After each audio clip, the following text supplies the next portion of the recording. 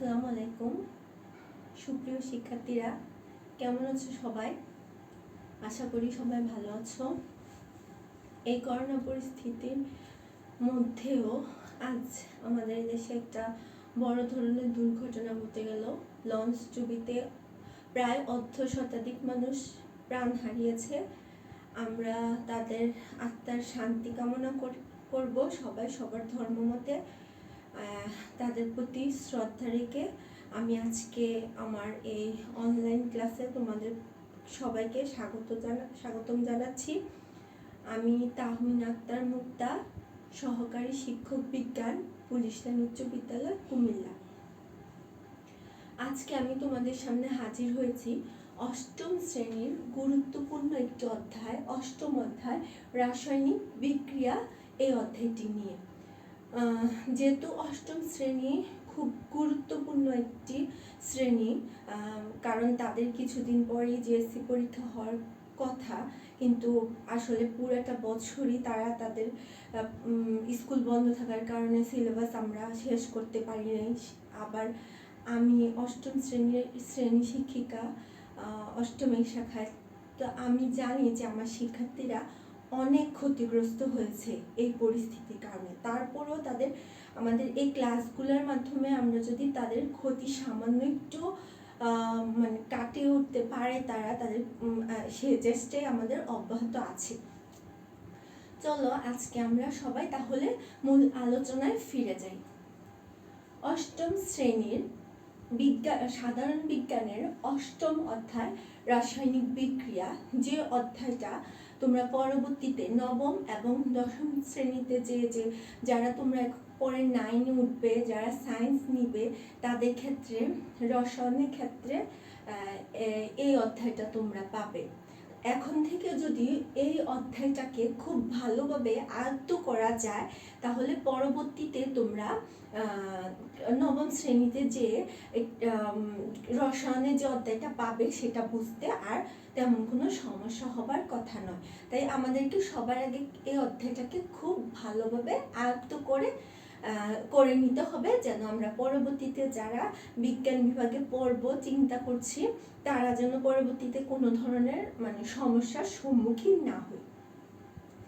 এই অধ্যায়টা শুরু করার পূর্বে আমি আগে তোমাদেরকে বলে নিই যে এই অধ্যায়ের মূল যে টপিকগুলা, খুব গুরুত্বপূর্ণ যে টপিকগুলা, সেগুলা আমি একটু আলাদাভাবে লিখে নিয়েছি। দেখো, এই অধ্যায় পড়তে গেলে আমরা সর্বপ্রথমে জানতে হবে প্রতীক কি, সংকেত কি, যোজনী কি, রাসায়নিক সমীকরণ ও সমীকরণ সমতাকরণ, রাসায়নিক বিক্রিয়া, শক্তির রূপান্তর, শুষ্ক কোষ যেটা হচ্ছে ড্রাই সেল, আর হচ্ছে তড়িৎ বিশ্লেষণ।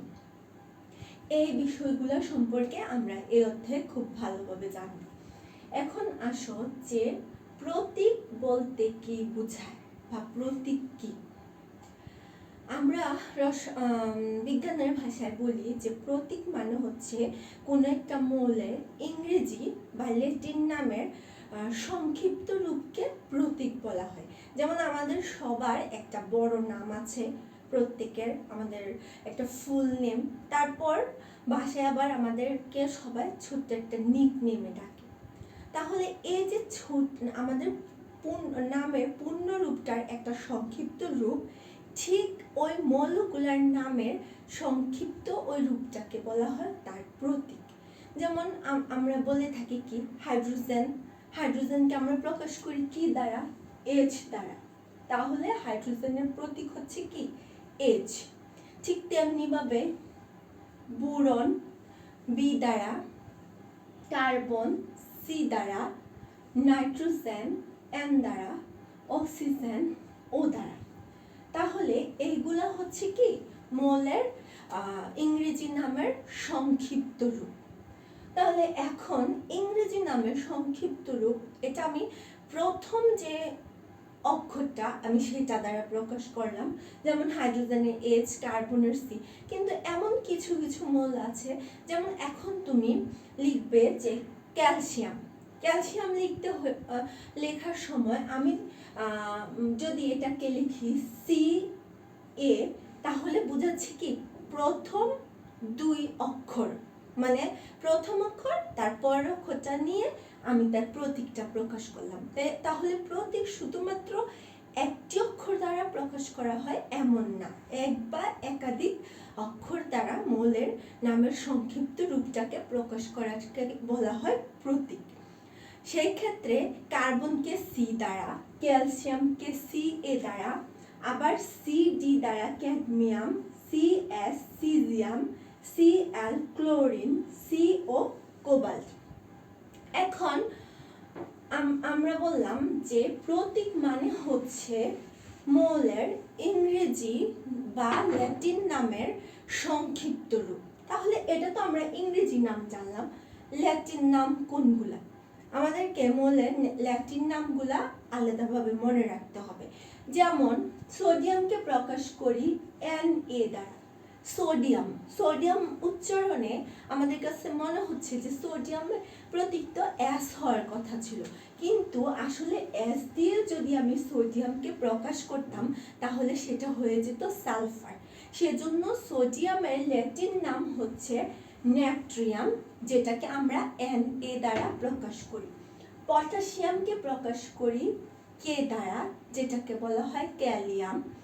কপারকে প্রকাশ করি Cu দ্বারা, যেটাকে বলি আমরা কাপ্রাম।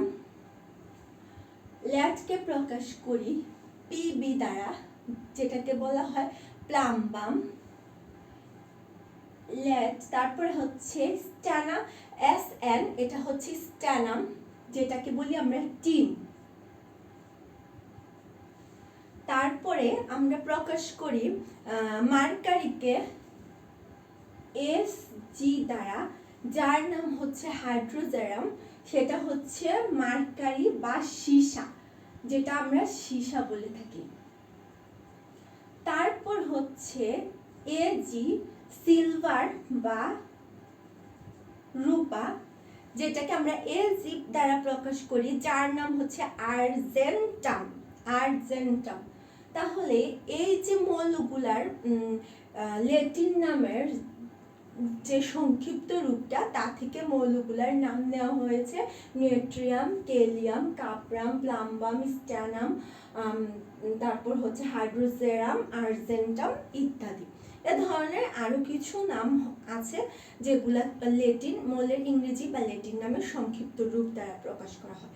তবে আমি যদি তোমাদেরকে বলি যে আমরা সব সময় জানা মতে মৌলের ইংরেজি বা ল্যাটিন নামের সংক্ষিপ্ত রূপকে আমরা বলি প্রতীক, কিন্তু আজকে যদি আমি একটা নতুন শব্দ যোগ করতে চাই যে মৌলের ইংরেজি, ল্যাটিন বা আরবি নামের সংক্ষিপ্ত রূপকে বলা হয় মৌলের প্রতীক, তাহলে প্রশ্নে আসবে যে এতক্ষণ আমরা দেখলাম ইংরেজি নামের সংক্ষিপ্ত রূপ, ল্যাটিন নামের সংক্ষিপ্ত রূপ, তাহলে একটু কষ্ট করে আমাদেরকে আর দুইটা মৌলের প্রতীক মনে রাখতে হবে। আরবি, যেটাকে বলা হয় বোরন, আর হচ্ছে জার্কোনিয়াম।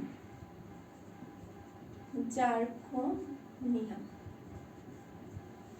তাহলে মৌলের আরবি নামের সংক্ষিপ্ত রূপ, যেটা দুইটা আরবি নাম, বোরন এবং জার্কোনিয়াম। 5 নম্বর মৌল হচ্ছে বোরন, আর জার্কোনিয়াম হচ্ছে 40 নম্বর মৌল। এই দুইটা নাম হচ্ছে আরবি শব্দ থেকে নেওয়া হয়েছে। তাহলে মূল কথা এখন হচ্ছে আমাদের মৌলের ইংরেজি, ল্যাটিন বা আরবি নামের সংক্ষিপ্ত রূপকে ওই মৌলের প্রতীক বলে। এই জানলাম আমরা প্রতীক সম্পর্কে। তাহলে সংকেত কি? সংকেত হচ্ছে অণুর সংক্ষিপ্ত রূপ। কোনো অণুর সংক্ষিপ্ত রূপকেই তার সংকেত বলা হয়। যেমন হাইড্রোজেন, হাইড্রোজেনের প্রতীক হচ্ছে H, কিন্তু হাইড্রোজেনের সংকেত কি? হাইড্রোজেনের সংকেত হচ্ছে H2। অক্সিজেনের অণু O2, এটা হচ্ছে অক্সিজেনের সংকেত। তারপরে হচ্ছে নাইট্রোজেনের অণু N2, এটা হচ্ছে নাইট্রোজেনের সংকেত। তাহলে সংকেত হচ্ছে অণুর সংক্ষিপ্ত রূপ। তাহলে আমরা যেমন সালফার, সালফারের সংকেত SH, ফসফরাসের সংকেত P4। এগুলা হচ্ছে অণুর সংক্ষিপ্ত রূপকে বলা হয় সংকেত। তার মানে হাইড্রোজেনের একটি অণুতে দুটি হাইড্রোজেন পরমাণু আছে, অক্সিজেনে একটি অণুতে 2টি অক্সিজেন পরমাণু আছে, সালফারে একটি অণুতে 8টি সালফারের পরমাণু আছে, ফসফরাসের একটি অণুতে 4টি ফসফরাসের পরমাণু আছে। এইভাবে অণুর সংক্ষিপ্ত রূপ দ্বারা সংকেতকে প্রকাশ করা হয়। এখন যদি বলি যোজনী কি, যোজনী একটা ভিন্ন জিনিস। যে যোজনী হচ্ছে কোন একটা মৌল যে কয়টা হাইড্রোজেন পরমাণুর সাথে যুক্ত হতে পারে বা যে কয়টা হাইড্রোজেন পরমাণু সে অপসারণ করতে পারে তাকে তার যোজনী বলে। যেমন এখানে যোজনীর একটা চার্টে দেখো আছে একযোজী, দ্বিযোজী, ত্রিযোজী, চতুর্যোজী। যাদের যোজনী 1, যাদের 2, যাদের 3, যাদের 4। ধাতু সমূহের ক্ষেত্রে যাদের যোজনী 1 hydrogen, fluorine, chlorine, bromine, iodine. Oxygen, sulphur, carbon, nitrogen, phosphorus, তাদের যোজনী হচ্ছে 3। এখন কিছুক্ষণ আগে দেখলাম যাদের যোজনী 2 কার্বন এবং সালফার, তারা আবার যোজনী 4 কার্বন এবং সালফার। তার মানে কার্বন আর সালফারের যোজনী 2ও হতে পারে, 4ও হতে পারে। কোন একটা মৌলের একাধিক যোজনী থাকবে সেটাই স্বাভাবিক, কিন্তু একটি মৌলের কেন একাধিক যোজনী থাকবে সে বিষয়টা সম্পর্কে উচ্চতর শ্রেণীগুলোতে যেমন নবম শ্রেণীতে বিস্তারিত আলোচনা করা হয়, যেটা অষ্টম শ্রেণীর জন্য একটু বোঝাটা কঠিন। তারপর আমরা বলি যে একটা মৌলের ইলেকট্রন বিন্যাসে মৌলটাকে যখন উত্তেজিত করা হয়, উত্তেজিত অবস্থায় সেটা সর্বাধিক পরিমাণে অযুগ্ম ইলেকট্রন থাকে, তখন ওই মৌলটা একাধিক যোজ্যতা প্রদর্শন করে। যেমন এখানে ফসফরাস যোজনী 3-এর এখানে ফসফরাস দেখানো হয়েছে, কিন্তু ফসফরাসের যোজনী 5ও হতে পারে। কিন্তু অষ্টম শ্রেণীর ক্ষেত্রে এতটুকু পর্যন্তই প্রয়োজন, সেজন্য যোজনী সর্বোচ্চ 4 পর্যন্ত দেখানো হয়েছে। যোজনী 5 ওইগুলা তোমরা পরবর্তী ক্লাসে জানবে। অধাতু, সরি এটা ছিল অধাতু, এটা হচ্ছে ধাতু। আচ্ছা, এখানে সোডিয়াম, পটাশিয়াম, তারপরে কপার আঁশ, সিলভার, তারপর গোল্ড আঁশ মানে যেটা হচ্ছে আমরা বললাম কি অরাম, তারপর দ্বিযোজী হচ্ছে ম্যাগনেসিয়াম, ক্যালসিয়াম, ফেরাম আঁশ, কপার ইক, জিঙ্ক, স্ট্যানাম হচ্ছে আঁশ লেখা, প্লাম্বাম যেটা ব্র্যাকেটে আঁশ লেখা। তারপর ত্রিযোজীর ক্ষেত্রে অ্যালুমিনিয়াম, ফেরাম ইক, অরাম ইক, স্ট্যানাম ইক, প্লাম্বাম ইক। আচ্ছা, এখন দেখো যে এখানে বলা হয়েছে কি যে আঁশ এবং ইক, যে দুইটা জিনিস আঁশ এবং ইক, এটা কি বোঝানো হয়েছে যে আঁশ দ্বারা কি ইক দ্বারা কি।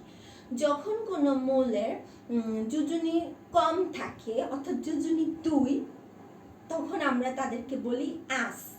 যেমন আয়রন, আয়রনের নাম হচ্ছে ফেরাম, কিন্তু যখন তার যোজনী 2 আমরা বলি ফেরাস। কিন্তু যখন তার যোজনী 3 তখন আমরা বলি ফেরিক। তাহলে কম যোজনীর ক্ষেত্রে আমরা শব্দটা ব্যবহার করি আঁশ, বেশি যোজনীর ক্ষেত্রে শব্দটা ব্যবহার করি ইক। যেমন কপার, কাপ্রাম যেটা কপার, এখানে বলা হয়েছে কি কপার এক যোজীর ক্ষেত্রে যখন তখন আমরা বলেছি আঁশ, তাহলে 1 তার যোজনী কম, কিন্তু যখন তার যোজনী 2 তখন কপারকে বলা হয় ইক অর্থাৎ কিউপ্রিক। গোল্ড, অরাম যেটা অরাস, তারপর স্ট্যানাম, স্ট্যানাস, প্লাম্বাম, প্লাম্বাস, আয়রন হচ্ছে ফেরাম। সেক্ষেত্রে যখন এটা যোজনী বেশি অর্থাৎ যোজনী 3 তখন তাকে বলা হয় ফেরিক। তারপরে স্ট্যানাসের ক্ষেত্রে এতক্ষণ স্ট্যানাস আমরা পেয়েছি দ্বিযোজীর ক্ষেত্রে স্ট্যানাস 2, কিন্তু যখন এটা যোজনী 4 সেই ক্ষেত্রে তাকে বলা হয় স্ট্যানিক। প্লাম্বাম, প্লাম্বাম যখন তার যোজনী আমরা পেয়েছি এখানে 2 তখন বলেছি প্লাম্বাস, আর যখন তার যোজনী 4 তখন বলা হয় প্লাম্বিক। এখন তাহলে আমরা সবসময় মনে রাখবো কম কম যোজনীর ক্ষেত্রে আস আর বেশি যোজনীর ক্ষেত্রে ইক। যৌগমূলক একযোজি যারা তাদের ক্ষেত্রে অ্যামোনিয়ামূলক, হাইড্রোক্সিলমূলক, নাইট্রেট, তারপর হাইড্রোজেন কার্বনেট, সালফেট এবং ফসফেট। এই যৌগমূলকগুলা দেখানো হয়েছে কি তারা একযোজি, দ্বিযোজি, ত্রিযোজি। তাহলে প্রশ্ন, যৌগমূলক কি? যৌগমূলক হচ্ছে একাধিক পরমাণুর সমন্বয়ে গঠিত একটা পরমাণু গুচ্ছ যা একটি পরমাণুর ন্যায় বা একটি মাত্র আয়নের ন্যায় আচরণ করে, তাদেরকে বলা হয় যৌগমূলক। এখন আমরা যদি মৌলের প্রতীক জানলাম, সংকেত জানলাম, যোজনী জানলাম, এখন যদি আমাদেরকে বলা হয় যে একটি যৌগের সংকেত লিখো, সেই ক্ষেত্রে কি হবে? সেই ক্ষেত্রে সবসময় তার যোজনীকে আমাদের মনে রাখতে হবে, যোজনী মনে রাখতে হবে। যোজনীর যে চার্টটা বললাম, এই চার্টটা আমাদেরকে খুব ভালোভাবে মুখস্থ করে ফেলতে হবে, চার্টটা আমাদেরকে ব্রেনে একদম সেট করে ফেলতে হবে। কারণ আমি যদি ধাতুর ক্ষেত্রে একযোজি, দ্বিযোজি, ত্রিযোজি, অধাতুর ক্ষেত্রে একযোজি, দ্বিযোজি, ত্রিযোজি এবং যৌগমূলকগুলোর ক্ষেত্রে আমি যদি যোজনী না জানি, তাহলে তো তাদের সংকেত লিখতে পারবো না। যেমন একটা সংকেত লেখার ক্ষেত্রে দেখো এটা কতটা গুরুত্বপূর্ণ। হাইড্রোজেনের যোজনী আমরা জানি কত? 1। লিখলাম অক্সিজেনের যোজনী কত? 2। এখন এই অক্সিজেনেরটা হাইড্রোজেনের কাছে আসবে, হাইড্রোজেনেরটা চলে যাবে অক্সিজেনের দিকে, অর্থাৎ এটার সংকেতটা দাঁড়ায় H2O, যেটা হয় পানির সংকেত। তাহলে এই যে 2টা, এটা হচ্ছে অক্সিজেনের যোজনী, আর এই অক্সিজেনের যে 1টা, এটা হচ্ছে হাইড্রোজেনের যোজনী। ঠিক তেমনি ভাবে আমি যদি বলি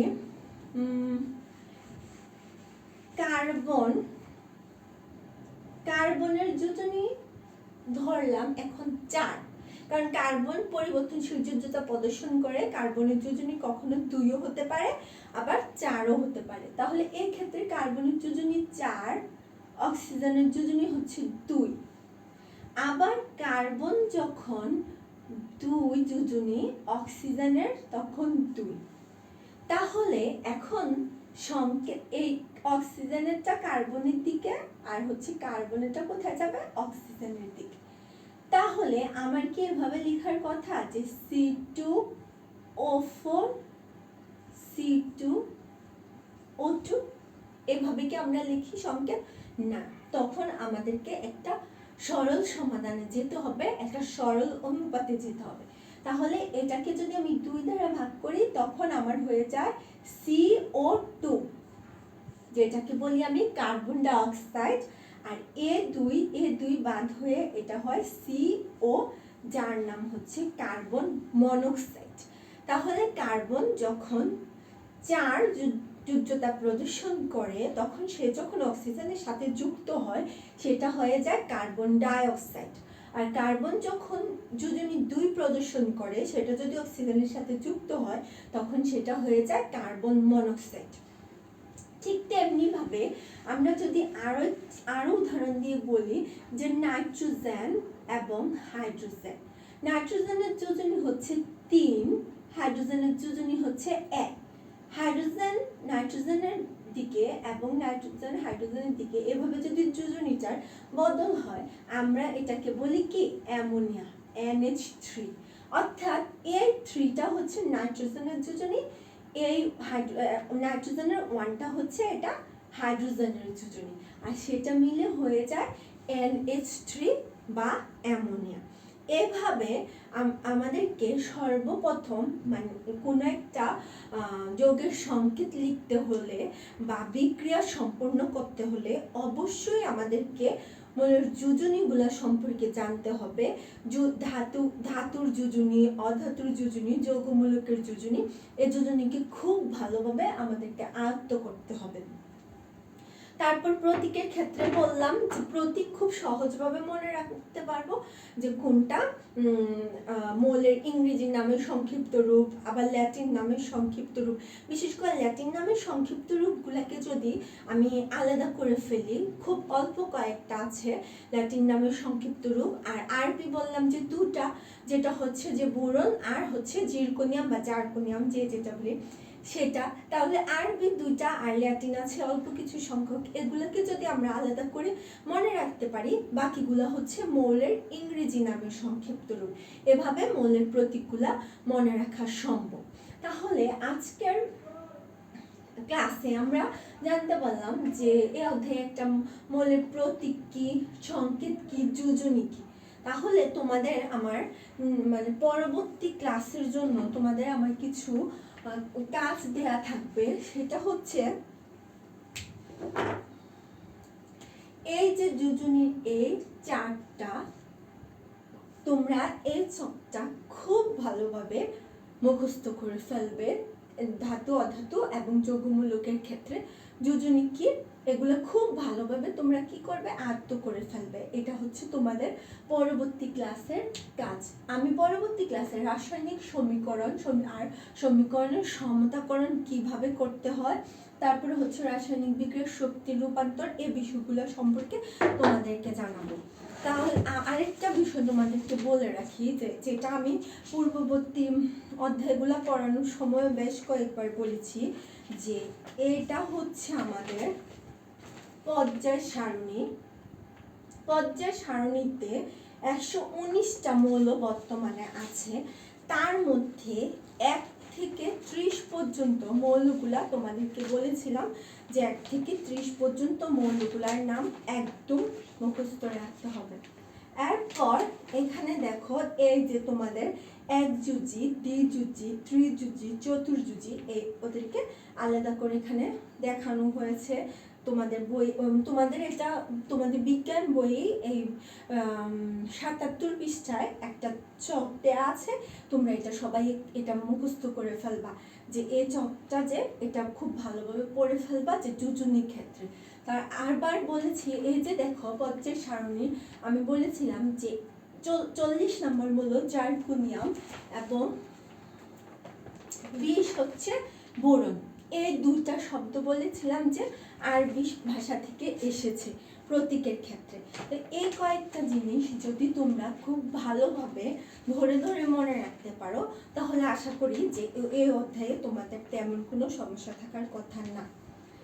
ঠিক আছে, তাহলে শিক্ষার্থী বন্ধুরা, আজকে আর তোমাদের মানে যেহেতু তোমাদের কাছে পড়াটা সম্পূর্ণ নতুন, হঠাৎ করে পড়লে তোমাদের কাছে হয়তো কঠিন লাগতে পারে, কিন্তু একটা 9 স্টুডেন্টদেরকে যদি আবার বলো যে অধ্যায়টা, তাদের কাছে এটা কিছুই না। তাদের কাছে এটা একদম নর্মাল একটা অধ্যায়, সহজ এটা। কারণ হচ্ছে তারা এর থেকে এটা সম্পর্কে আয়ত্ত করে তারপরে 9-এ এটা পেয়েছে।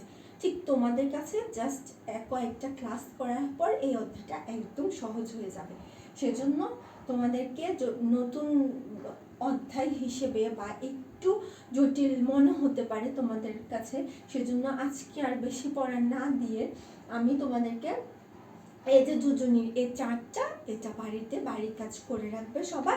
এবং পর্যায় সারণ আমার খুব মানে তোমাদের কাছে খুব বলার একটা বিষয় থাকবে, যে পর্যায় সারণীটা সবাই 1 থেকে 30টা মৌলের নাম খুব ভালোভাবে মুখস্থ করে মনে রাখবে, নাম এবং তাদের ভর, এই জিনিসগুলো মনে রাখবে।